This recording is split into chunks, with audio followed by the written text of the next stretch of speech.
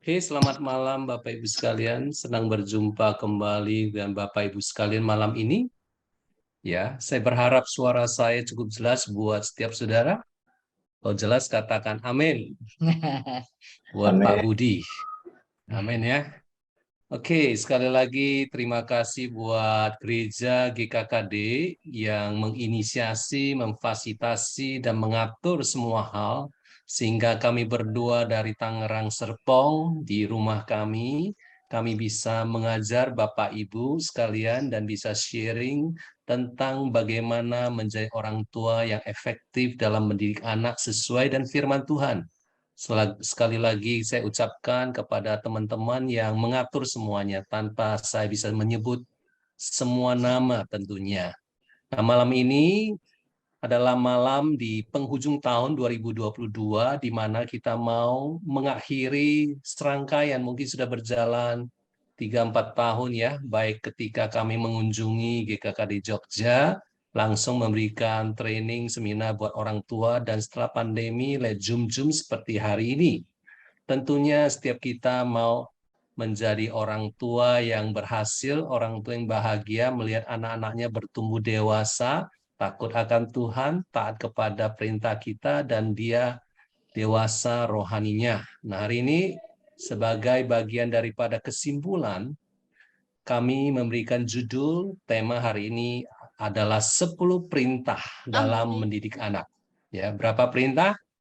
10 10. perintah dalam mendidik anak. Ini mengingatkan kita tentang 10 perintah Allah. 10 perintah Allah. Bagaimana Tuhan memberikan Musa ada 10 perintah Allah. Demikian juga dalam hal mendidik anak, kami mau simpulkan hal-hal yang penting dalam 10 perintah juga. Nah, Bapak Ibu sekalian, kalau sudah perhatikan 10 perintah Allah tentu tidak asing buat setiap kita. Sebagian bisa menghafal semua perintah, tetapi mungkin sebagian hanya beberapa perintah saja, tidak apa-apa. Demikian juga kami memberikan judul 10 perintah dalam mendidik anak. Tujuannya adalah supaya Bapak Ibu gampang mengingatnya. Nah, mari kita lihat perintah pertama. Perintah pertama dalam mendidik anak, jangan ada Allah lain di hadapan Tuhan. Mengapa ini penting? Karena ini juga yang menjadi perintah pertama dalam 10 perintah Allah. Mengapa ini penting? Karena kita tahu bahwa tantangan terbesar, masalah terbesar, pergumulan terbesar orang tua hari-hari ini adalah ternyata anak kita menyembah Allah lain. Anak kita memiliki ilah lain selain Yesus sebagai Allah yang benar. Apa itu ilah atau Allah lain? Itu adalah berupa kesukaan atau kesenangan anak terhadap sesuatu. Nah, hari-hari ini mereka suka terikat terhadap tontonan YouTube, games, apapun bentuknya. Sehingga keterikatan ini atau kecanduan ini membuat anak kita itu melalaikan tanggung jawab belajarnya. Tanggung jawab dia membereskan rumahnya, tanggung jawab dia untuk mengerjakan hal-hal yang menjadi bagian dari hidupnya. Kalau dia sudah remaja, dia punya tanggung jawab untuk menjaga adiknya, dan seterusnya. Dan malah ilah lain ini waktu yang diberikan begitu besar, sehingga kita sebut dia kecanduan, itu juga merusak perilakunya. Apa yang dia rusak? Anak ini menjadi anak yang suka berdiam diri, lihat terus di handphone, di kamar, kunci kamar, nonton, dan dia tidak mau bergaul. Baik terhadap orang yang di luar maupun di dalam keluarga. Lama-lama orang tua khawatir. Nah, saudara, ilah kita bukan dewa-dewi, bukan patung-patung. Tapi pada zaman modern nih, ilah itu adalah sesuatu yang meninggikan dirinya lebih daripada Tuhan. Itulah sebabnya perintah ini sangat penting. Karena ketika anak-anak atau juga orang tua punya ilah juga, kita semua melanggar firman ini. Banyak orang tua punya ilah-ilah, sehingga nggak punya waktu lagi berdoa, nggak punya waktu lagi ke gereja, nggak punya waktu lagi baca Alkitab, itu juga ilah kita. Penyebabnya apa? Mengapa anak kita punya Allah lain atau ilah lain? Padahal gadget itu datang dari orang tua. Diberikan handphone baru, atau laptop, atau juga tab, WiFi. Bukankah WiFi orang tua yang langganan WiFi, ya kan? Bukankah pulsa, handphone, orang tua yang sediakan uangnya? Mengapa anak-anak malah disediakan banyak fasilitas, malah dia memiliki kecanduan, keterikatan terhadap konten-konten yang tidak benar atau konten-konten yang membuat dia lupa sekelilingnya, lupa terhadap tanggung jawab. Yang pertama penyebabnya adalah orang tua sendiri melanggar sebuah prinsip bahwa orang tua diberi otoritas oleh Allah untuk mengatur anak sejak kecil. Mereka tidak berpikir jauh ketika mereka memberikan hak atau kesempatan untuk bermain dengan gadget. Mereka tidak melarang ketika anak mulai kecanduan awal-awal, tetapi mereka pusing ketika sudah kelewatan. Nah, ada orang tua yang sebenarnya dasarnya tahu itu salah, tapi tidak berani atau tidak siap. Padahal firman Tuhan berkata demikian di Efesus 6 ayat 1 dan 4. Hai anak-anak, taatilah orang tuamu di dalam segala hal, karena haruslah demikian. Nah, kalau kita perhatikan ayat ini dikatakan, hai anak-anak, taatilah orang tuamu. Berarti orang tua harus memberikan sebuah instruksi, sebuah nasihat, sebuah perintah. Tanpa ada instruksi, tanpa ada nasihat, tanpa ada petunjuk, tanpa ada arahan, arti taat tidak lagi bermakna. Taat artinya ada sesuatu yang diberikan. Contohnya, Tuhan memberi umatnya adalah banyak perintah-perintah dalam Alkitab. Betul? Makanya dikatakan bahwa taat itu sangat penting, ya kan? Ketika kita mengikut Tuhan Yesus, tanpa ketaatan hidup kita nggak berubah dan tidak mencapai rencana Allah. Demikian juga anak-anak. Oleh sebab itu orang tua harus yakin malam ini engkau harus yakin, ambil tongkat otoritasmu. Ambil hakmu sebagai orang tua untuk mengatur anak-anak. Beranilah mengatur anak-anak. Jangan takut konfrontasi dengan dia. Jangan takut mendengar dia menangis ketika ada hal-hal yang harus diambil dari hidupnya. Gadgetnya harus disita 1 hari, 2 hari, atau juga dia dilarang ini dan itu. Karena tanpa kita berani mengatur anak, kita sedang membiarkan anak menyembah ilah lain. Bukankah caranya harus bijak menurut Alkitab? Mari kita lihat cara bijak bagaimana, Efesus 6 ayat 4. Dan kamu bapak-bapak janganlah bangkitkan amarah dalam hati anak-anakmu, tetapi didiklah mereka di dalam ajaran dan nasihat Tuhan. Caranya bukan otoriter, bukan tidak adil. Engkau harus memberi peringatan kepada anakmu. Nah, kalau kamu lakukan ini ada konsekuensinya, ya. Kamu nggak boleh pakai lagi handphonemu selama sehari atau 2 hari, atau kamu hanya diperbolehkan, ya toh, 1-2 jam, tergantung usia anakmu. Nah, Alkitab berkata, dan kamu bapak-bapak, artinya apa? Ayah, bukan ibu. Ayah harus tanggung jawab. Jangan caranya kasar, jangan caranya sedikit-sedikit pukul, jangan. Tetapi Alkitab berkata, didik mereka di dalam ajaran dan nasihat Tuhan. Ajaran artinya sesuatu yang berdasarkan firman Tuhan. Nasihat berarti ada petunjuk-petunjuk yang engkau harus tahu. Caranya bagaimana untuk menyampaikan pesan atau kebenaran kepada anak. Oleh sebab itu hari ini saya mendorong Bapak Ibu sekalian. Perintah pertama adalah hati-hatilah. Jangan ada Allah lain di hadapan Tuhan. Engkau harus tetapkan. Engkau harus jelaskan mana yang boleh, mana yang tidak boleh. Engkau harus clear batasan apa yang engkau mau dalam diri anak. Banyak anak kecanduan atau keterikatan karena orang tua nggak pernah menjelaskan mana boleh, mana tidak boleh. Batasannya di mana? Apakah setiap hari boleh main game terus? Berapa lama? Semuanya tergantung hikmat Allah dan usia anakmu. Engkau harus atur anak. Intinya begitu. Jadi sekali lagi perintah pertama apa? Jangan ada ilah lain di hadapan Tuhan. Ya, itu adalah perintah yang pertama. Nah, Bapak Ibu yang terkasih, jangan ada ilah lain, ya. Bagaimana sekarang kita masuk kepada perintah yang kedua, ya, buat para orang tua, bagaimana Anda sebagai orang tua dapat membawa anak untuk mengalami kelahiran baru dan bagaimana menyerahkan hidup kepada Tuhan. Nah, kita harus mengerti seperti Matius 19 ayat 14 berkata, biarkanlah anak-anak itu, janganlah menghalang-halangi mereka datang kepadaku, sebab orang-orang seperti itulah yang empunya kerajaan sorga. Yesus berkata, anak-anak itu dibiarkan datang kepada Tuhan.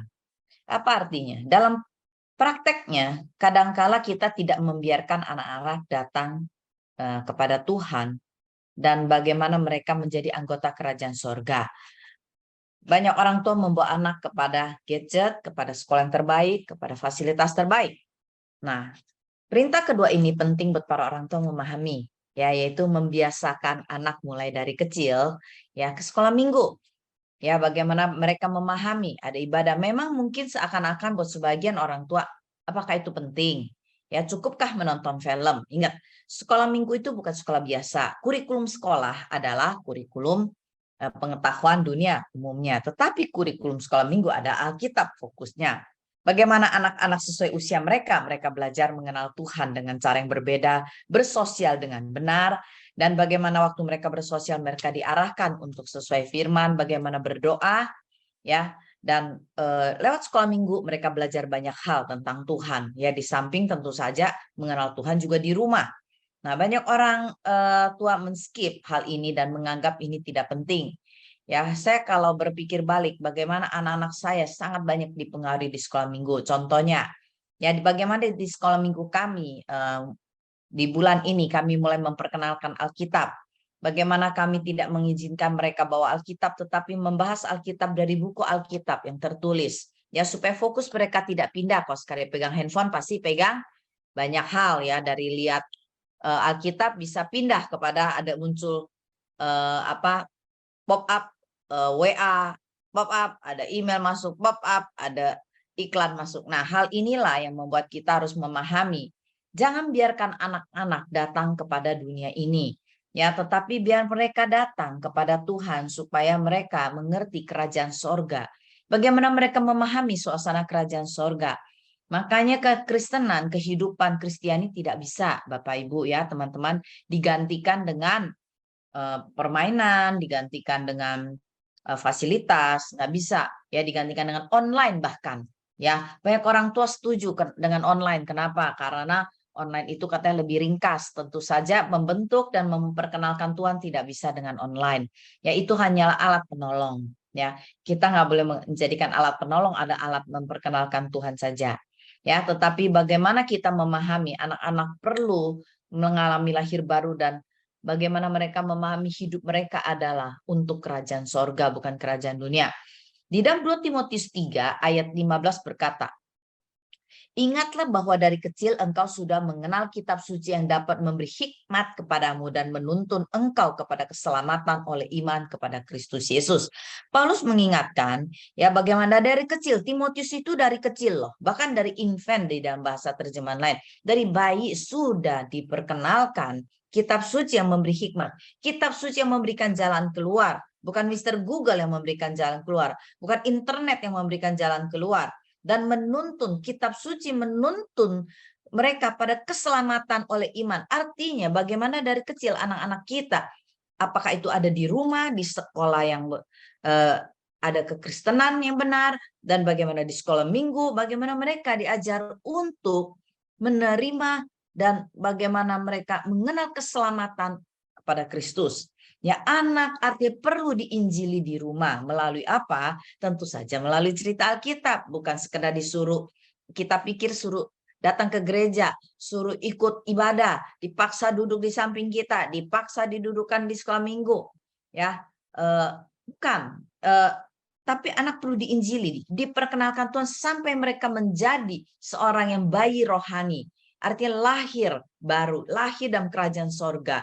Ya, dan ini butuh waktu, ya, dan orang tua perlu bersama anak, ya, Anak-anak harus ada bersama keluarganya. Siapa otoritas rohani yang memperkenalkan Tuhan? Bukan suster, bukan pembantu yang menginjili kan? Tetapi bagaimana orang tua harus ada di sana? Bagaimana mereka mengerti yang meneguhkan apa yang diajarkan minimal dalam usia 11 tahun pertama waktu SD adalah peneguhannya datang dari sekolah minggu, datang dari sekolah Kristen. Ya, sehingga mereka punya fondasi yang kuat. Bukankah saya pernah bercerita ya untuk negara komunis, bagaimana mereka mempengaruhi 17 tahun pertama dalam kehidupan anak di sekolah, mereka tidak boleh diperkenalkan agama. Bahkan komunis mempercayai dalam usia 12 tahun pertama anak-anak kita kok dipengaruhi oleh komunis, maka mereka percaya setelah mereka melewati usia remaja, mereka akan sangat kuat dalam filosofi kebenaran tentang komunis. Mengapa kita penting memperkenalkan Alkitab sedini mungkin? Karena dunia akan memperkenalkan anak kita kepada konsep yang tidak Kristen. Ya, kalau kita tidak mengajar dan membimbing mereka, menyerahkan hidup mereka, arahkan hidup mereka kepada Tuhan, maka dunialah akan mengarahkan anak kita, internet akan mengarahkan anak kita. Sedangkan kita tahu bahwa hal itu tidak membawa mereka sungguh-sungguh kepada Tuhan. Biasanya nanti kita, kalau anak kita udah besar, kita baru sadar betapa kita terlambat. Ya, saya percaya firman yang ditaburkan sekalipun tidak langsung jadi, itu akan memberikan sebuah dampak yang besar.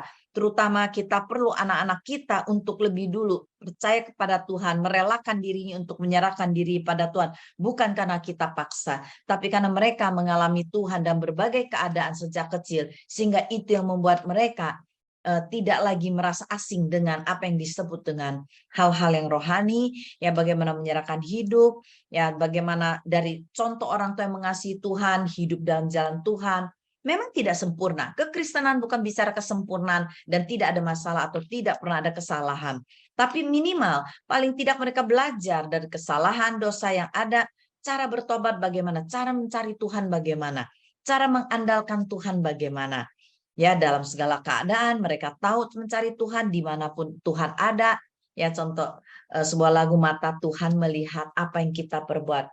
Ya, bukankah itu sebuah lagu yang tanpa sadar itu terekam? Saya ingat waktu kecil, saya ingat lagu Bintang Kecil, dan itu tidak pernah lupa sampai besar. Ya, betapa besarnya apa yang diberikan waktu kecil dan itu berdampak. Apalagi kalau mereka menyanyikan kebenaran firman. Dan saya berdoa di dalam nama Yesus, ada kasih karunia buat para orang tua untuk menanam kebenaran. Ya, walaupun anak kita sudah besar, sudah lewat remaja atau sudah besar, kita tidak boleh berhenti untuk menolong anak kita bagaimana memperkenalkan diri mereka. Kalau mereka sudah percaya tapi menyerahkan hidup kepada Tuhan. Ya, itulah perintah yang kedua, bagaimana prioritaskan firman dan menyenangkan hati Tuhan. Bagaimana melayani manusia dengan benar, bukan sekedar melayani diri mereka sendiri, bukan sekedar jadi orang Kristen baik-baik, tapi melayani manusia dengan menyerahkan hidup untuk Tuhan di atas kepentingan apapun, terutama kepentingan dunia. Karena Tuhan harus mendapatkan tempat yang utama buat hidup anak-anak kita. Sukacita terbesar dalam hidup saya adalah melihat Yunike Benaya percaya kepada Yesus. Bukan karena dia mendapatkan ulangan matematika 9, 10, bukan jadi juara kelas. Mengapa sukacita terbesar? Karena mereka mengenal Yesus. Karena sangat sulit sekali untuk mendidik anak ketika mereka tidak menyadari bahwa tubuh yang mereka bawa itu adalah tubuh dosa. Mereka butuh tubuh dosa itu disalibkan bersama Kristus, mati bersama Kristus dalam sebuah baptisan air. Itulah sebabnya perintah kedua ini sangat penting. Banyak orang tua mengejar kekayaan, mengejar kesibukan untuk menghasilkan uang, mengejar karir, hebat-hebat dalam dunia bisnis, dunia kerja. Mereka sukses sebagai manajer, direktur. Tetapi nyata-nyatanya anak mereka itu belum pernah bertobat, belum pernah menyerahkan hidupnya kepada Tuhan. Dan akibatnya apa? Setelah remaja akan jadi masalah besar. Kekayaan, ketenaran, apapun yang diperoleh sang orang tua yang sebenarnya mau wariskan kepada anaknya demi masa depan anaknya, ternyata nyangkut, tidak bisa dilanjutkan karena hati anak itu penuh dengan pemberontakan, hati anak itu penuh dengan dosa. Dia bisa jadi gay, dia bisa jadi lesbian, dia bisa pacaran dengan orang yang belum percaya, dia bisa bohong, dia kecanduan rokok. Jadi persoalannya begitu banyak. Mengapa itu terjadi? Karena orang tua tidak pernah memprioritaskan waktunya untuk memberitakan firman, memberitakan Injil, membawa anak untuk ikut retret rohani, membawa ke gereja, membawa ke persekutuan. Itulah kesalahan orang tua. Sehingga ketika anaknya sudah besar, orang tua mulai menyesali mengapa anak saya seperti itu. Oleh sebab itu hari ini saya mendorong para orang tua. Kalau engkau dengar sesi hari ini, berilah waktumu terbesar untuk cerita siapakah Yesus buat dirimu, siapakah Yesus buat anakmu. Jangan cerita jalan-jalan ke Bali, jangan cerita tentang politik, jangan cerita tentang olahraga, ceritalah siapakah Yesus buat keluargamu. Perintah yang ketiga ada berkaitan dengan kelahiran baru. Karena perintah yang ketiga sangat sulit kita bergerak kalau anak kita belum lahir baru. Mengapa? Yehezkiel 11 ayat 19 berkata demikian. Aku akan memberikan mereka hati yang lain. Hati yang lain dan roh yang baru di dalam batin mereka. Juga aku akan menjauhkan dari tubuh mereka hati yang keras dan memberikan mereka hati yang taat. Jadi sebenarnya hati yang taat adalah anugerah atau pemberian dari Allah. Ketika anak kita lahir baru, mudah sekali dia taat kepada kita. Tapi selama dia belum lahir baru, belum percaya Yesus sungguh-sungguh, hanya badannya di gereja, tetapi dia tidak bertobat, dibaptis, apapun ajaran dan nasihat kita selalu bertentangan dengan keinginan dan keegoisannya. Jadi Bapak Ibu sekalian, perintah ketiga apa? Perintah ketiga itu adalah mengajarkan anak menghormati orang tua. Dan kata menghormati itu kaitannya dengan taat kepada perintah, nasihat, dan ajaran orang tua. Bagaimana anak bisa taat kepada perintah dan nasihat dan ajaran orang tua? Itu sulit sekali buat mereka sejak kecil. Tetapi bukan berarti mereka tidak bisa ketika Yunike Benai usia 12 tahun ke bawah. Sejak usia 2 tahun, 3 tahun kita sudah melatih mereka untuk mendengar instruksi kami, perintah kami. Kalau mereka tidak ikutin, ada sesuatu yang kita lakukan. Baik kita tarik dia, kita bawa dia, kita ajarkan dia tentang pentingnya ketaatan itu. Hati orang tua yang mengasihi anaknya adalah hati orang tua yang membawa anaknya untuk belajar taat dan hormat kepada orang tua. Karena itulah warisan yang kedua. Setelah anakmu lahir baru, warisan kedua adalah dia akan panjang umur dan bahagia ketika dia belajar untuk hormati dengan mendengar instruksimu, mendengar firman Tuhan. Sekali lagi, saya ingin mendorong saudara, beri waktumu terbesar untuk bagaimana engkau membangun, engkau melatih ketaatan.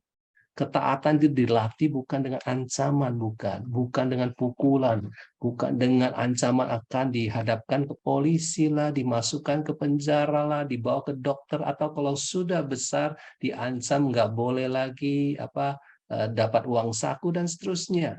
Ketaatan harus dilatih dalam konteks keindahan. Karena Alkitab berkata, hai anak-anak, di dalam kitab Kolose pasal 3, hai anak-anak, taatilah orang tuamu dalam segala hal, karena itulah indah. Saya memberi tantangan buat Bapak Ibu sekalian, bagaimana kita membangun ketaatan dan suasana yang indah, suasana yang baik, suasana yang menyenangkan. Mari hari ini banyak-banyak berdoa, cari Tuhan, belajar dari orang tua yang sudah berhasil, bagaimana membangun ketaatan dengan kasih, dan dengan kebenaran, bukan dengan paksaan dan ancaman. Itulah perintah ketiga. Ya, bagaimana kita mengerti sebagai orang tua harus bijaksana. Waktu kita ingin anak-anak kita taat, kita harus mengharapkan dan mendapatkan ketaatan anak dengan melatih mereka. Melatih ketaatan itu harus ada kasih, harus ada kebenarannya, bukan dengan ancaman dan tekanan. Ya, arti melatih ketaatan itu bukan berarti membuat mereka susah hati, ya, tapi orang tua sendiri harus menunjukkan ketaatan itu indah. Bagaimana kita menjadi contoh ketaatan satu sama lain pasangan, Ya, karena Tuhan, ya kita taat ke hal-hal yang sesuai Alkitab, bukan yang bertentangan dengan Alkitab. Ya, dan bagaimana orang tua harus bijaksana, tidak membuat anak terluka, tertolak karena kita melatih mereka. Ya, itu akan merusak hubungan kasih. Jadi harus belajar tentang disiplin yang benar, ya, supaya kita memperoleh ketaatan yang benar. Nah, perintah yang keempat bagi para orang tua, yaitu tidak membiarkan anak hidup dalam dosa. Saya ingin tanya, siapa di sini orang tua senang kalau anaknya hidup dalam dosa? Ya, siapa yang mau anaknya diam-diam pacaran dari remaja sampai dewasa tanpa ada orang tuanya tahu? Ya. Dosa adalah pelanggaran terhadap firman. Setiap anak, ingat, setiap anak, sepolos apapun waktu dia dilahirkan sebagai bayi, ya, dia membawa tubuh dosa dan cenderung untuk tidak mentaati perintah Tuhan, tidak mentaati otoritas. Itulah tubuh dosa. Bagaimana kita, Paulus berkata kita ini adalah budak dosa. Ya, kita perlu menolong anak kita untuk lahir baru sehingga mereka memperoleh Roh Kudus yang menolong mereka untuk bisa hidup dalam jalan Tuhan. Mengalami kelahiran baru membuat anak bisa memahami dan ada sebuah pimpinan Tuhan dari dalam, yaitu dari Roh Kudusnya, yaitu untuk hormati Tuhan. Ya, bagaimana takut akan Tuhan dengan cara hormati Tuhan. Bagaimana bukan takut sama manusia.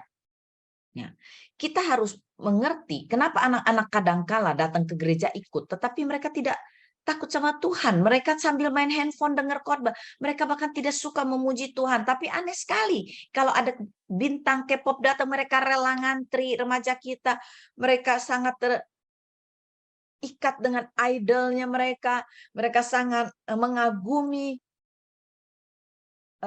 bintang-bintang itu. Kenapa? Karena mereka tidak mengalami keindahan hubungan intim dengan Tuhan. Keintiman dengan Tuhan harus menghasilkan keindahan. Nah, kalau orang tua sendiri tidak intim, bagaimana anaknya bisa intim? Bagaimana anaknya melihat Tuhan itu indah? Apakah Anda menikmati waktu dikatakan doa? Apakah anak-anak melihat bagaimana Anda kalau berdoa, Anda begitu mengalami kedalaman hubungan dengan Tuhan? Ingat, setiap anak bisa berbuat dosa. Ya. Biasanya dosa yang pertama itu ada mereka tidak mau taat pada otoritas, punya kesombongan, punya kekuatan. Ya, dan biasa itu berlanjut dengan dosa bohong sampai pacaran sembunyi-sembunyi. Nah, repotnya orang tua tidak melihat hal ini. Kadang-kala orang tua, apalagi anak makin remaja, makin banyak dibohongi. Ya, setiap anak bisa berbuat dosa. Walaupun mereka sudah lahir baru, mereka bisa jatuh dan tergoda. Itulah orang tua perlu untuk menolong anak atau tidak membiarkan anak hidup dalam dosa. Orang tua perlu memberi rasa aman untuk anak dengan membangun hubungan bersama mereka. Untuk caranya supaya menolong mereka dengan anak bisa terbuka kalau mereka mengalami godaan-godaan berbuat dosa dan mereka bersedia untuk ditolong. Karena tidak semua anak bersedia ditolong. Mereka takut kalau mereka melanggar atau mereka tahu mereka salah, mereka takut terbuka karena mereka takut mengecewakan kita, karena mereka takut untuk diterima atau tidak, ya, saya dihukum atau enggak, saya dihakimi atau tidak. Nah, pentingnya orang tua memberi rasa aman bagi anak. Ya, ini ada hal yang penting. Mengasihi anak bukan berarti membiarkan anak hidup dalam dosa. Ya. Nah, kita perhatikan kecenderungan sebagai orang tua kadang kalau otoriter itu biasa suka memberi hukuman bagi dosa anak. Sedangkan orang tua permisif cenderung tidak mengambil tindakan terhadap dosa anak. Kadangkala sebagian besar orang tua, apalagi anaknya tambah dewasa, sungkan untuk bicara salah atau benar kepada anak. Padahal ini sangat-sangat penting sekali. Ya, anak tidak tahu benar atau salah. Tadi perintah yang pertama kita tahu kita harus menolong anak kita untuk membedakan hal yang benar atau salah. Kalau dari kecil kita pikir, yang benar kita bilang, anak kecil. Udah besar, nanti juga tahu sendiri. Makin besar, aduh kenapa jadi nggak tahu ya kenapa dia lakukan itu. Jangan-jangan dia memang tidak pernah tahu. Itu ada salah. Saya seringkali dalam konseling saya bilang sama orang tua, kalau salah katakan salah.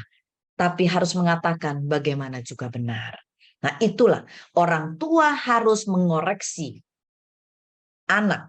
Dengan tujuan apa? Bukan untuk membuat anak tertuduh, bukan membuat anak tersiksa, bukan membuat anak merasa hidupnya hancur karena kesalahan dia. Tapi tujuannya kita mengoreksi anak. Dari kecil ada disiplin, ada teguran, ya. Tapi kita memberi peringatan untuk mengulang kalau masih kecil. Tujuannya adalah supaya ada perubahan hati anak. Karena merubah anak dari salah menjadi benar, dari kebiasaan buruk menjadi baik, itu butuh waktu. Ya, supaya tidak berulang. Nah, banyak orang tua tidak mau melakukannya atau orang tua marah melakukannya. Ini dua-duanya salah. Harus ada konsekuensi bagi dosa. Mengapa?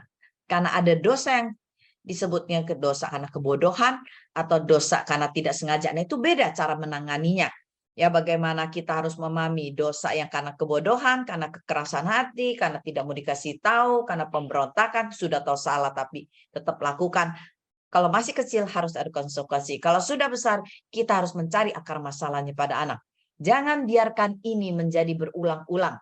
Ya, orang tua harus cukup peka untuk melihat ya apa yang harus dia lakukan, bagaimana melibatkan Tuhan, bagaimana menolong anak kita tidak semakin terikat dengan dosa dan kebiasaan-kebiasaan buruk itu dibawa sampai lama. Ya, untuk anak-anak yang masih kecil, untuk mengoreksi mereka, kita perlu membuat aturan-aturan sesuai dengan porsi kebiasaan apa yang mau kita bangun, tanggung jawab apa yang kita mau, supaya mereka belajar untuk hidup benar. Ya, dan kita harus ingat, membuat aturan itu harus berkurang pada proses pendewasaannya, karena itulah yang namanya mendidik. Ya, karena aturan bukan hukum yang tidak bisa berubah, tetapi aturan harus disesuaikan pada waktu mereka bisa bertumbuh dewasa. Aturan itu harus fleksibel dan dikurangi sesuai dengan tingkat tanggung jawab mereka dan kedewasaan mereka dalam meresponi. Ya, kenapa? Karena kita sedang mengharapkan anak bukan perubahan sementara, tetapi perubahan hati. Ya, itu yang jauh lebih penting. Jadi dalam prosesnya anak dalam berbuat benar untuk tidak berbuat dosa, kita perlu mendidik berulang-ulang. Ya, Bapak Ibu sekalian, ada 10 perintah Allah yang kami sedang sampaikan kepada saudara, dan tentunya setiap perintah tidak cukup waktu 5 menit saja, tetapi kita harus batasi waktu kami. Untuk detail-detailnya sudah bisa mengulang kembali apa yang pernah kami ajarkan lewat catatan atau lewat YouTube yang sudah ada, dan juga grup dari Seminar Mendidik Anak ini. Nah, kita akan masuk kepada perintah kelima. Mengasihi dan menerima anak tanpa syarat. Mengapa ini penting?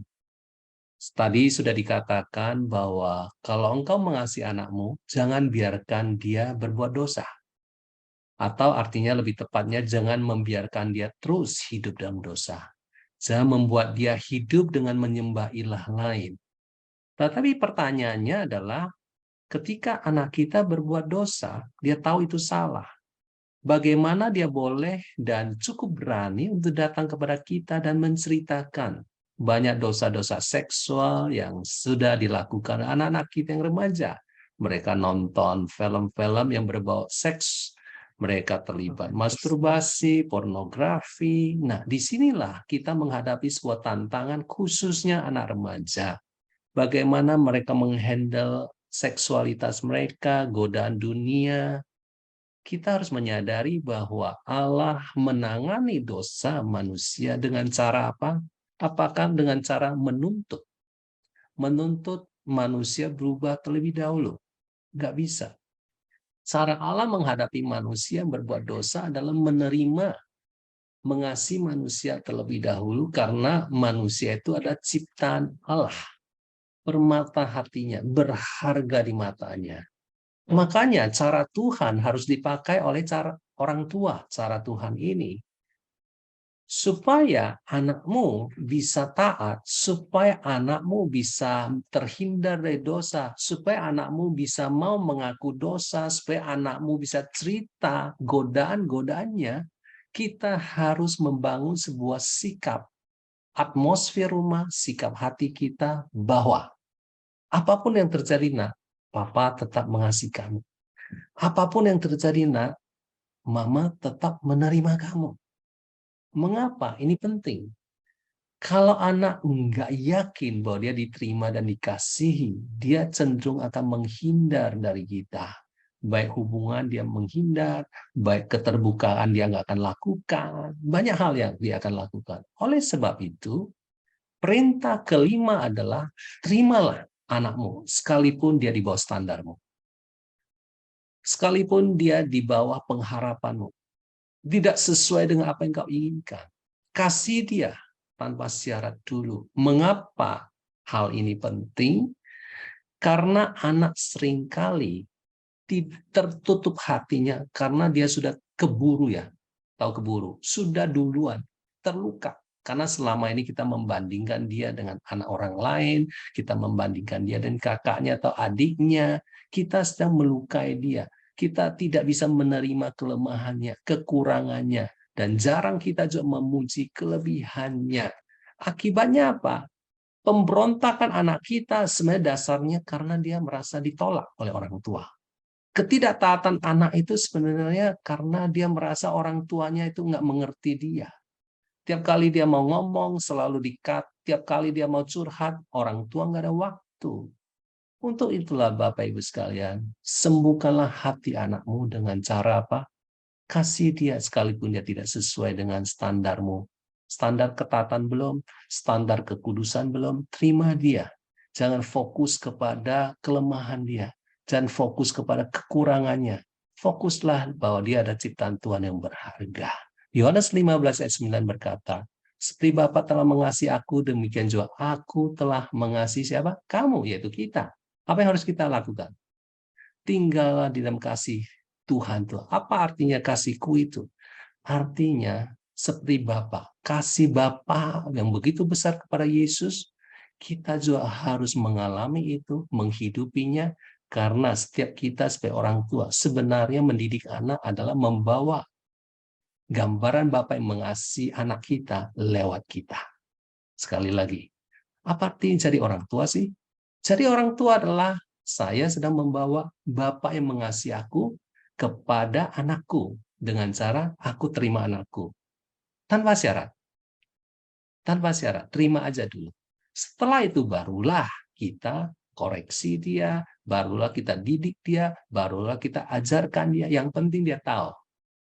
My father and my mom love me very much, accept me. Itu penting buat diyakini dan diketahui oleh hati anakmu. Perintah yang keenam buat para orang tua, yaitu memberi waktu untuk mendampingi dan mendewasakan anak. Ulangan 6 ayat 7-9 berkata, haruslah para orang tua mengajarkannya berulang-ulang. Perhatikan kata berulang-ulang kepada anak-anak kita membicarakannya. Ini tidak bicara usianya berapa, tetapi selama dia menjadi anak kita, kita harus mengajarkannya berulang-ulang. Diulang waktu balita, diulang waktu remaja, diulang waktu remaja, diulang waktu sudah dewasa. Ya, dan di mana, kapan? Apabila kita sedang duduk, sedang dalam jalan-jalan, ya perjalanan kemanapun, kita sedang berbaring tiduran, apabila kita bangun, apa yang kita lakukan, bagaimana kita tanda tangan, apa artinya? Apa yang kita berikan yang dekat dengan tubuh anak kita, yaitu harus ada di dahi kita, arti bagaimana itu dimateraikan, dan haruslah kita tulis di tiang rumah. Mungkin itu bicara tentang hal lahiri ataupun rohani, tetapi semuanya menggambarkan apa yang kita ajarkan, apa yang kita taruh di rumah kita, dan pada pintu gerbang, apa yang kita kalau masuk rumah kita, anak kita masuk, apa yang anak kita lihat. Nah, bagaimana kita memberi waktu? Itulah berulang-ulang memberi waktu dan membicarakannya dan menunjukkannya, yaitu dengan membangun kedalaman hubungan dengan anak kita. Penting sekali karena tanpa hubungan baik, kenapa perlu hubungan sih? Ya, bukannya sudah baik kalau kita lahirkan mereka, bukan seperti itu. Ya, hubungan baik artinya apapun yang kita bangun dengan dia percaya pada kita, dan sehingga dia percaya. Ya, kalau nggak ada hubungan dia percaya sama kita ngomong apa juga, anak-anak tidak akan mendengar. Anak-anak tidak rela untuk dinasihati, tidak rela dikuatkan, diarahkan. Dan anak-anak yang pasti tidak bisa bertumbuh dengan rasa percaya diri yang cukup. Mengapa banyak anak-anak tidak cukup percaya diri? Karena mereka tidak memiliki hubungan yang dalam, yang membuat mereka, kalau orang tua ngomong satu kata, mereka merasa itu benar. Nah, makanya ke orang tua bicara buruk, mereka juga merasa itu benar. Cara baik juga benar. Ya, nah, saya memperhatikan ya, banyak anak-anak sekarang tumbuh sendirian. Saya mulai. Banyak anak-anak kita bertumbuh sampai dewasa, itu mereka merasa sendirian. Ya, sendiri makan, sendiri masuk rumah, sendiri belajar, sendiri bergumul. Ya, saya menghadapi anak-anak yang saya konseling, itu walaupun mereka tahu orang tuanya ada, apalagi yang kerja, yang suka ninggalin, mereka sering sendirian. Ya, mereka tidak mengerti apa itu berdialog. Mereka tidak mengerti apa itu terbuka. Mereka tidak tahu apa itu mempercayai orang tua, sekalipun orang tua mereka baik. Sekalipun orang tua mereka mencoba memberi yang terbaik. Karena hubungan tidak bisa digantikan oleh fasilitas. Tapi hubungan harus diperoleh lewat kita berulang-ulang dimanapun kita berada, membicarakannya, menyentuhnya. Jadi kita harus memahami, ya, hubungan itu harus ada kasih. Dia merasakan kasih, dia merasakan sentuhan kasih. Sentuhan kasih itu dimulai juga waktu kita menerimanya tanpa syarat. Makanya kalau ada masalah dalam diri remaja, mulailah dari membangun hubungan, bukan masalahnya. Oh, anak saya nih ya, kenapa ya? Kok ada pacaran? Bukan suruh dia putus. Tapi kita bicara sama dia. Ya, sebenarnya kenapa kamu mau pacaran? Apa yang paling engkau sukai dari pria itu? Apa yang paling membuat engkau tertarik? Bukankah itu ada proses pengenalan hubungan? Bukan proses keputusan saya harus dipahami. Atau kita juga sungkan mungkin, nggak berani. Biarlah, baik-baik aja kan yang penting. Inilah banyak hal yang orang tua tidak bersedia untuk membangun hubungan dan mendewasakan anak, tapi cenderung menghindari. Dan mereka berpikir itu ada mendewasakan. Padahal itu adalah hal yang ujungnya nanti tidak tentu sesuai harapan. Ya, jadi kita harus mengerti hubungan yang sehat adalah apa? Anak dapat membuka diri ya tentang hal buruk, sekalipun kalau baik sih mudah ya untuk terbuka. Hal buruk dapat ekspresikan tanpa malu, tanpa takut kita marah. Ya, hal simpel yang bisa kita lakukan. Anak pulang, kita menyapa, halo bagaimana hari ini? Bagaimana pekerjaanmu, bagaimana sekolahmu, bagaimana teman-temanmu? Yang mengapa hari ini kamu kelihatan lelah? Berdialoglah.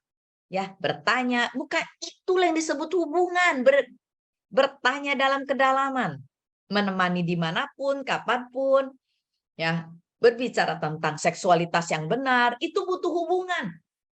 Ya, bagaimana nak? Ya, kalau anak laki, apakah kamu tidur terganggu? Apakah pernah mimpi basah? Apa sih mah? Kenapa begini? Nah, hal-hal itulah membutuhkan hubungan yang sehat untuk bicara, sehingga pembicaraan juga sehat. Ya, anak ada percaya, ada rasa aman melihat orang tua, ada orang yang bisa menerima dan menolong. Ingat, saya tidak bisa diraih hanya sekedar mengatakan bahwa saya papa mamamu, papa mama harus tahu semuanya. Tidak. Ya, tidak tentu mereka bisa lakukan. Hampir 100% konsultasi yang saya lakukan antara orang tua dan anak rata-rata tidak mau orang tuanya ada mendengar apa yang mereka bisa ucapkan. Nah, inilah pentingnya kita memberi waktu, dampingi, dewasakan anak kita. Mungkin sebuah pertanyaan menarik adalah, setiap hari apakah Bapak Ibu berbicara kepada anakmu 5 menit? Mungkin dulu iya. Bagaimana sekarang? Apakah bisa seharian juga nggak ngobrol? Semua orang asik dengan handphone, dengan tontonan, hanya menyapa saja. Mari kita periksa kembali waktu kita. Bukankah Yesus memberi waktu kepada 12 muridnya untuk mendewasakan ke-12 muridnya? Bukankah orang tua mau anaknya dewasa? Bagaimana engkau mengasihi anak? Caranya tidak ada cara lain kecuali memberi waktu. Saya belajar kasih waktu kepada anak saya, berbicara kepada mereka minimal 5 menit, cerita hal-hal yang menyenangkan. Mungkin saya belajar mendengar mereka apa yang tidak menyenangkan. Ya, jadikan atmosfer rumahmu adalah sesuatu yang fun. Apakah anak pulang ke rumah, dia nyaman dengan rumahnya? Dia bisa tertawa dalam rumahnya. Jangan ciptakan rumah penuh dengan aturan dan kehampaan atau kekakuan. Jadi sekali lagi, kalau engkau mengasihi anakmu, berilah waktumu. Kalau engkau mengasihi anakmu, dampingilah dia. Pasti tidak akan sia-sia. Perintah ketujuh.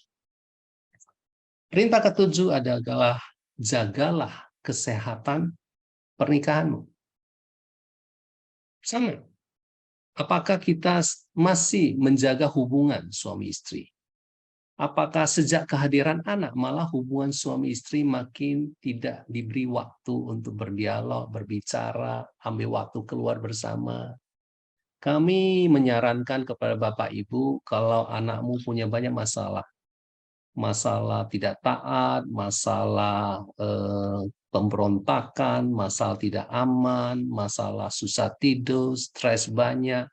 Coba periksa dulu apakah hubungan antara engkau dan pasanganmu adalah hubungan yang baik. Apakah antara engkau dan pasanganmu punya sebuah hubungan yang dimana anak bisa berkata, ya aku yakin papa sayang mama, atau mama sayang papa. Ketidakyakinan anak terhadap hubungan suami istri, ayah ibu mereka dalam kasih akan membuat mereka menjadi anak yang tidak aman dan tidak nyaman. Saya ingat saya pengen keluar dari rumah, setiap kali melihat papa mama ribut. Dalam hati kecil saya berkata, kapan papa mama bisa damai? Itulah yang membuat saya kadang tidak suka masuk rumah, karena nggak suka mendengar suara teriakan. Nah demikian juga anak kita. Jadi emosi atau kebutuhan jiwa anakmu selain dia dikasih dan diterima tanpa syarat, kebutuhan emosi yang kedua adalah melihat papa mama rukun. Kita bisa ribut, iya. Tetapi di tengah keributan tetap kita bisa ada pemberesan. Dan anak belajar melihat pernikahan itu nggak ideal. Papa mama bisa ribut, tapi papa mama juga baikkan kembali. Nah disitulah anak belajar menerima orang tuanya. Kita punya statement berkata demikian. Great marriage produce great parents. Artinya utamakanlah hubungan suami istri. Ketika engkau utamakan hubungan suami istri, hubunganmu dengan anak jauh lebih baik. Tapi sebaliknya ketika engkau melalaikan hubungan suami istri, anak jadi korban. Konflik orang tua akan turun kepada ketidaksabaran orang tua menghadapi perilaku anak yang tidak sesuai harapan. Nah, malah lebih parah lagi adalah lama-lama anak akan mengikuti pola keributan orang tua. Ria, ya toh, pola kekerasan, ngomong kasar, ya toh, suami intimidasi istri, dia lihat semua, dia terekam semua. Dan mulailah muncul perilaku dia yang meniru kita. Oleh sebab itu sekali lagi, ambil waktu. Selain engkau punya waktu bersama dengan anak-anak dalam mezbah keluarga, doa bersama, baca Alkitab bersama, ambil waktulah dengan suamimu atau istrimu punya waktu bersama untuk berdoa, baca Alkitab bersama. Kesehatian kita akan menghasilkan berkat Tuhan. Alkitab berkata, ketika saudara-saudara, Mazmur 133 berkata, ketika saudara duduk bersama, rukun bersama, apa yang terjadi? Berkat dan kehidupan akan diperintahkan. Apapun perbedaan suami istri dalam cara mendidik anak, mudah diselesaikan ketika hubungan suami istri baik. Tetapi malah cara yang berbeda antara suami dan istri bisa merusak hubungan suami istri ketika tidak ada dialog. Yang ada adalah keberatan, sakit hati, terluka satu sama lain. Oleh sebab itu hari ini, kalau pernikahanmu punya masalah, carilah seseorang yang bisa menolong saudara. Engkau perlu sembuh dari hatimu yang kecewa dan pasanganmu. Engkau perlu sembuh dari hati yang terluka oleh perkataan pasangan. Carilah gereja yang bisa menolong engkau.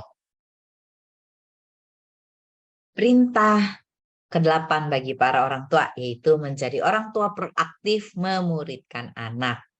Itu kan mestinya bagian gereja. Ya, masa saya juga, ya Anda harus memuridkan, bukan sekedar memberi makan, bukan sekedar memberi sekolah, menunggu dia bisa bekerja dengan baik, ya bahkan ngantar dia pergi kerja setiap kali, ya seperti mengantar sekolah, begitu ya. Kita harus muridkan anak kita. Ya saya berkata, semua anakmu akan menjadi murid Tuhan dan besarlah kesejahteraan mereka. Bagaimana kita membuat anak-anak kita hidup sejahtera? Menjadikan mereka murid Tuhan. Membawa mereka menjadi pengikut Tuhan. Ya, karena sukacita yang terbesar adalah anak kita hidup dalam kebenaran. Untuk memuridkan mereka, mereka butuh dimuridkan. Dimuridkan bagaimana hidup dalam kebenaran, bagaimana memiliki kebenaran. Praktif artinya, praktif memuridkan artinya tidak menunggu anak bermasalah. Ya, lalu kita baru cari gereja, lalu kita tiba-tiba berpikir, wah anak saya bermasalah ya. Ya, tidak tunggu anak bermasalah, baru ada tindakan untuk mengajar anak dengan kebenaran. Ya, itu akan lebih sulit. Melatih ulang itu lebih sulit, mendidik ulang itu jauh lebih sulit.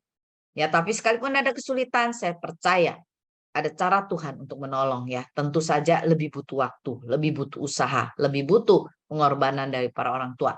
Ya, ingat selalu ada kasih karunia untuk kita menolong anak kita yang udah besar terutama untuk bisa membuat mereka berubah, tapi kita tidak boleh menyerah. Ya, selalu ada kasih karunia dan jangan bandingkan dan jangan ada penyesalan. Ya, bagaimana untuk melatih anak-anak kita sekalipun terlambat atau kita masih ada kesempatan, yaitu firman Tuhan. Firman Tuhan harus menjadi sebuah fondasi dan pengulangan. Ya, ingat firman Tuhan ada kebenaran yang punya kuasa untuk mengubah anak. Mengubah apanya? Pola pikirnya, cara melihatnya, berperilaku, tujuan hidup anak. Ya. Jadi harus selalu bicarakan kebenaran berulang-ulang itu sehari-hari. Bagaimana respon ini, ada kebenaran ini nak. Bagaimana melihat kesulitan ini, ada janji Tuhan nak. Gitu loh ya. Jadi ini bukan kerohanian itu sekedar teori, itu membumi. Itu bisa dipraktekkan. Banyak orang tua nggak bisa menjelaskannya. Ya, saya mendorong para orang tua, Anda sendiri harus punya pegangan. Misalnya ya, saya suka tanya sama orang tua, berapa ayat firman yang kita baca, berapa janji yang engkau hafal di luar kepala. Sekali kita melihat anak kita, ayat yang kita ucapkan kepada dia. Ya, waktu anak saya down, saya memberikan ayat apa? Waktu anak saya melihat Tuhan seperti tidak adil, saya memperlihatkan bagaimana dalam ketidakadilan yang dia lihat dengan versi dia, dia tetap bisa melihat Tuhan. Ya, karena Tuhan sebenarnya adil, kita yang bisa melihat salah. Itulah memuridkan anak kita. Ya, bagaimana menanam nilai-nilai yang menghasilkan atau kebenaran yang menghasilkan karakter. Ya, jadi anak kita tahu apa yang dimaksud dengan sementara. Prestasi sementara, piala sementara. Ya, kegagalan pun dalam hidup sementara, tetapi yang paling tidak boleh gagal ada iman kita. Ya, bagaimana anak-anak melihat kegiatan rohani bukan sekedar akademik, bukan sekedar mengejar prestasi terus, uang bukan segalanya. Ya, bagaimana anak kita walaupun punya uang jajan sedikit, bagaimana dia belajar berkorban, bagaimana dia belajar melihat ini untuk apa, bukan untuk diri dia. Dan bagaimana kita menolong anak kita bisa melihat, misalnya kerja, bukan cari gaji yang besar. Kalau anak kita mau cari pacar, dia bilang mau yang kaya mah. Atau kita mencari kesempatan, dalam setiap kesempatan untuk bisa memperoleh keuntungan lebih banyak. Bukan. Nilai-nilai itu sulit sekali. Banyak hal yang tersembunyi dalam diri anak kita yang kita tidak tahu. Dan orang tua, kenapa ini terjadi? Itu terjadi karena mereka tidak pernah diterangi oleh kebenaran. Mereka banyak disilaukan oleh harta dunia ini. Begitu silau melihat kenikmatan hidup ini. Mereka kepengen seperti orang lain. Mereka kepengen hal yang terbaik. Mereka pengen hal yang terhebat. Tapi mereka tidak tahu yang terindah dan yang paling kekal, yang tidak dibawa apapun adalah iman kita. Kasih kita kepada Tuhan. Dan walaupun gagal dalam hidup, itu ada pembelajaran. Bukan menentukan keselamatan dan sukacita di dalam Tuhan. Itu penting sekali. Iya, jadi perintah ke-8 apa? Menjadi orang tua yang proaktif memuridkan anak. Yesus berkata di dalam Matius 28, jadikan semua bangsa muridku. Termasuk anak kita harus jadi murid Yesus. Nah, saya mengerti bahwa sebagai orang tua, Bapak itu berjuang untuk menjadi orang tua yang mengenal firman Tuhan, mengerti firman Tuhan, dan melakukan firman Tuhan. Saya kasih beberapa rekomendasi. Yang pertama adalah, percayalah ketika Anda menjadi orang tua yang bertumbuh rohaninya, anakmu akan bertumbuh rohani juga. Tapi kalau kita adalah orang tua yang tidak bertumbuh rohaninya atau menjadi orang tua duniawi, anak kita juga akan menjadi anak duniawi. Jadi nasib dan masa depan anakmu sangat tergantung kepada hubunganmu dan Tuhan. Nah, bagaimana engkau bisa memuridkan anakmu kalau engkau tidak rohani? Oleh sebab itu, Ada banyak gereja, mungkin tidak banyak kali ya, sebagian yang bagaimana merohanikan kita lewat khotbah hari Minggu ini tidak cukup. Saudara harus ada di komunitas, sel group, komsel, FA, ya terminologi apapun sebutannya, itu kelompok kecil, saling menolong untuk bertumbuh. Dan lebih dahsyat lagi adalah saudara cari seseorang untuk memuridkan saudara, menolong saudara. Kami berdua punya beberapa orang yang kami beri waktu untuk memuridkan mereka dari orang tua yang duniawi menjadi orang tua yang lebih rohani sehingga mampu memuridkan anak. Sekali lagi saya dorong sudah cari orang yang lebih dewasa rohani untuk menolong saudara. Nah, perintah ke-9 adalah menjadi orang tua pemberi semangat. Mengapa orang tua tidak mampu memberi semangat kepada anaknya? Karena dia adalah orang tua yang lebih banyak pesimis daripada optimis. Lebih banyak membesarkan masalah daripada memperkatakan firman Tuhan. Lebih banyak membesarkan masalah daripada membesarkan Tuhan yang sanggup mengatasi masalah. Lebih banyak takutnya, penakut, khawatiran daripada orang yang mempercayai Tuhan yang melindungi anak-anaknya. Jadi sekali lagi, kita mampu menjadi orang tua pemberi semangat buat keluarga kita, pasangan kita, dan anak kita kalau pola pikir kita berubah dulu. Saya belajar pola pikir saya harus berubah. Saya orang yang detail, saya sering fokus ke kekurangan, kelemahan anak. Ketika firman Tuhan saya pelajari, saya kenali, Tuhan tidak detail untuk fokus ke dosa saya. Dia melihat saya sebagai anak yang dikasihi. Dia melihat saya ada ciptaan yang berharga. Dia melihat saya ada ciptaan yang baru. Pola pikir saya berubah. Saya melihat Benaya ada ciptaan baru. Walaupun dia punya kekurangan, kelemahan. Saya memperkatakan, Ben, sekalipun engkau anak yang suka lupa, Papa percaya engkau diciptakan Tuhan bukan untuk jadi orang yang pelupa. Ben, engkau bukan anak yang nggak bisa bicara dan baik. Papa percaya Tuhan cipta mulutmu dapat bicara dan baik. Itulah perkataan iman. Iman mengubah anak kita. Perkataan yang positif mengubah anakmu dari negatif menjadi positif. Mengapa anak-anak kita sangat berperilaku negatif? Minderlah, introvertlah, takut gagal lah, takut melangkah, takut bergaul, takut tantangan, ya, tidak bertanggung jawab, lari ke pornografi, lari kepada duniawi. Persoalannya adalah orang tua tidak membangun identitas anak dan perkataan mereka. Nah, Amsal 18 ayat 21 berkata hidup dan mati dikuasai lidah. Artinya perkataanmu akan mendatangkan kematian atau kehidupan. Siapa yang suka menggemakannya akan memakan buahnya. Coba periksa berapa sering perkataan kita menghidupkan semangat anak kita atau mematikan semangat anak kita. Contoh yang mematikan. Gitu saja nggak bisa. Dasar goblok. Ya, pakailah otakmu bukan dengkulmu. Kamu kok gitu aja. Nggak bisa, nggak kayak orang lain. Membandingkan, mengutuk, merendahkan. Itulah yang membuat anak kita jadi anak yang negatif. Jadi sekali lagi, anakmu akan berubah ketika ada perkataan positif keluar dari mulutmu. Bukankah Yesus berkata dalam Matius 12:20, bulu yang patah terpulai, artinya sudah tidak ada harapan bulu ya, kayak padi yang patah ya, karena nggak bisa tegak lagi, tidak akan diputuskannya, dan sumbu yang pudar nyalanya, lilin, tidak akan dipadamkannya sampai ia menjadikan hukum itu menang. Yesus ada pribadi yang positif. Dia berbicara dan memberi semangat kepada orang berdosa sekalipun. Jadi sekali lagi, lakukanlah hal-hal yang mendatangkan semangat. Contoh, kegagalan anakmu menjadi sebuah kegagalan yang ditanggung bersama. Kemenangan satu anak menjadi kemenangan bersama. Itu akan menolong anak kita. Suatu hari kita meninggal. Anak kita, adik sayang kakak, kakak sayang adik, saling menerima. Itulah kebahagiaan kita. Melihat anak kita bisa bertumbuh, saling menguatkan, saling membangun, sekalipun suatu hari kita sudah di surga.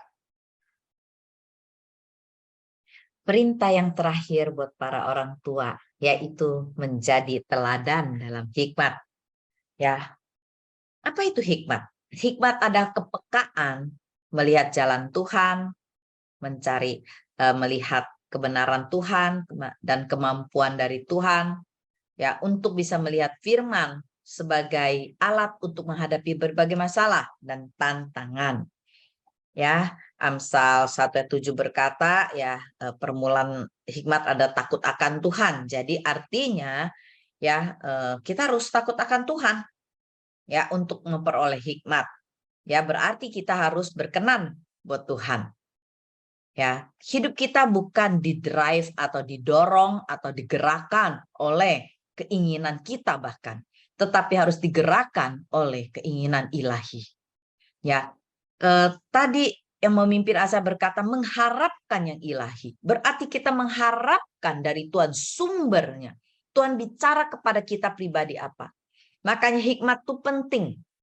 Ya, contohnya Amsal 31 ayat 30 berkata, kebolehkan adalah bohong dan kecantikan adalah sia-sia, tetapi istri yang takut akan Tuhan dipuji-puji. Ya, kenapa hikmat lebih penting? Ya, nah kita harus memahami, ya, fokus kita orang tua, ya, bukan anak pandai, melainkan anak berhikmat, punya hikmat Tuhan, bukan hikmat dunia. Ya, dalam banyak hal kita menganggap dunia ada jawaban. Ya, betul, dalam banyak hal dunia ada jawaban, tetapi dalam lebih banyak hal lagi, ya, Tuhan di atas semua masalah dunia. Tuhan yang berdaulat, Tuhan yang melihatnya, Tuhan yang memampukan kita untuk berpikir. Ya, makanya dikatakan permulaan hikmat takut akan Tuhan dan mengenal Yang Maha Kudus adalah pengertian. Kita bukannya menjadi misalnya istri pintar, tapi istri berhikmat. Ya, artinya dalam segala masalah kita menemukan jalan Tuhan. Itulah harta dalam pernikahan. Itulah harta buat anak-anak kita. Sekalipun mereka pandai, apakah mereka mencari Tuhan dan mengutamakan Tuhan. Dan bagaimana mereka mengakui Tuhan. Sehingga mereka tahu itu hikmat, bukan dari diri mereka. Ya, karena ini penting. Ya, takut akan Tuhan berarti cari Tuhan lebih dulu. Ya, berarti hormati Tuhan bukan berarti hormati manusia lebih dulu. Bukan berarti kita tidak menghormati manusia, tapi apa prioritas kita dalam hidup kita? Keputusan yang dibuat, apakah kita hormati Tuhan? Apakah keputusan kita dalam mencari anak kita waktu di satu titik? Kalau saya satu hari mendapat jodoh, apakah saya melihat Tuhan berkenan atau tidak? Itu penting sekali. Ya, kita sendiri dipuji bukan sekadar kepandaian kita dan hati kita yang mau belajar, rendah hati, ya itu penting menjadi contoh. Ya, Matius berkata, cari dulu kerajaan Allah dan kebenarannya, semuanya ditambahkan. Apakah ayat ini menjadi sebuah ayat yang pembicara buat anak kita? Bagaimana utamakan Tuhan? Kenapa disebut dahulu? Ya, kerajaan Allah. Kenapa kerajaan sorga lebih penting dengan kebenarannya? Ya, kenapa yang ditambahkan itu kenapa harus nomor 2? Nah, itulah yang lebih penting. Hikmat dalam yang kita wariskan dalam mencari Tuhan. Ya, bagaimana kita menjadi contoh dalam kesulitan menolong suami, suami menolong istri, ada hikmat Tuhan. Ya, bagaimana firman-Nya, utamakan Tuhan arti firman yang utama, kepentingannya Tuhan utama, kasih Tuhan yang utama, bukan perasaan kita. Ya, nah, inilah hal-hal yang penting yang kita harus memahami. Ini bukan 10 perintah menjadi sebuah beban atau kuk buat para orang tua, tapi ini menjadi sebuah kebenaran yang membuat kita tidak pernah menyerah untuk menjadi orang tua. Dan kita tahu bahwa semua ada kasih Tuhan, ada kasih karunia Tuhan, ada kebenaran Tuhan menolong kita. Bagaimana kita menolong anak kita, bahkan yang dari bayi sampai anak kita dewasa, bahkan mungkin sudah di atas remaja, kita bisa menolong mereka untuk hidup seperti yang Tuhan mau. Mereka bukan hidup berdiri mereka, tapi mereka melihat jalan Tuhan lebih penting. Ya, bagaimana mereka cari Tuhan yang jauh lebih penting dari apapun juga. Ya, saya bersyukur menikah dengan Sunan. Dia wanita yang takut akan Tuhan. Dan saya melihat banyak hikmat-hikmat Tuhan di dalam mendidik anak, di dalam mengatur rumah tangga. Demikian juga anak-anak kita, akan beroleh hikmat Allah. Kalau mereka belajar untuk mengutamakan firman Tuhan, baca Alkitab, berdoa, bersekutu. Jadi orang tua mewariskan banyak hal. Dia bisa mewariskan ketakutan ketika dia adalah papa yang sangat khawatiran, mama yang panikan. Ketika papa yang khawatiran dan mama yang panikan, disitulah anak kita itu menerima teladan panik, teladan dalam hal takut, dan mereka niru. Anak belajar lewat merekam. Anak berperilaku, berespon dengan menerima apa yang dia tonton. Tontonan yang paling membuat mereka terpengaruh adalah tontonan perilaku kita sebagai orang tua. Sebaliknya, ketika papa, mama, bagaimana mempertontonkan, menunjukkan iman, menunjukkan ada ketenangan dalam sebuah persoalan, ada doa, ada iman dalam sebuah persoalan, itulah teladan. Dan ketika mereka menerima rekaman ini, mereka juga ketika suatu hari mereka punya masalah, mereka juga akan berdoa. Mereka juga akan mencari Tuhan. Bagaimana papa menyelesaikan persoalan dan mama, papa menyelesaikan persoalan bisnis, papa menyelesaikan persoalan orang yang melukai atau mengkhianati atau merugikan papa, mereka akan lihat. Jadi warisan terbesar buat anak kita adalah teladan iman kita, teladan kita dalam hikmat Allah, solusi Allah dalam setiap persoalan. Karena kita sendiri takut akan Tuhan. Kita sendiri menjadikan firman ada otoritas paling tinggi, otoritas dalam setiap pengambilan keputusan kita. Ketika anak kita melihat semuanya itu, dia akan niru. Dia akan baca Alkitab, dia akan baca banyak berdoa, dia akan menjadikan firman sebagai pedoman dalam mengambil keputusan, terutama setelah dia remaja dan dewasa. Sekali lagi, Tuhan memberkati Bapak Ibu. Hari ini saya percaya dan bersama istri saya, kami merangkum 10 perintah dalam mendidik anak. Kiranya sharing malam ini menolong banyak Bapak Ibu. Satu hal yang kami mau katakan, jangan menyerah terhadap situasimu. Saya merasakan beberapa di antara saudara belum dapat jawaban dalam proses menghadapi pergumulan anakmu. Saya merasakan beberapa di antara saudara juga buntu pikirannya. Hari ini ada hikmat Tuhan, ada anugerah Tuhan, ada kasih karunia Tuhan. Dan hari ini percayalah, ketika engkau cari kebenaran Allah dan kerajaannya terlebih dahulu, maka semuanya, hikmat-hikmat yang dibutuhkan, semuanya pertolongan Tuhan, kesembuhan Tuhan akan sediakan. Sebelum kita masuk dalam tanya jawab, ya saya lihat banyak pertanyaan yang cukup penting. Saya minta kalau nanti ada pertanyaan, tolong cantumkan usia anak Anda, karena penting sekali untuk kita bisa menjawab pertanyaan Anda dengan usia anak Anda dan jenis kelaminnya.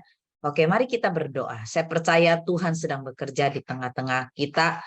Di dalam nama Tuhan Yesus, Tuhan kami datang. Kami tahu banyak hal Tuhan menjadi pertanyaan dalam hidup kami dan menjadi tantangan sebagai orang tua dalam mendidik anak.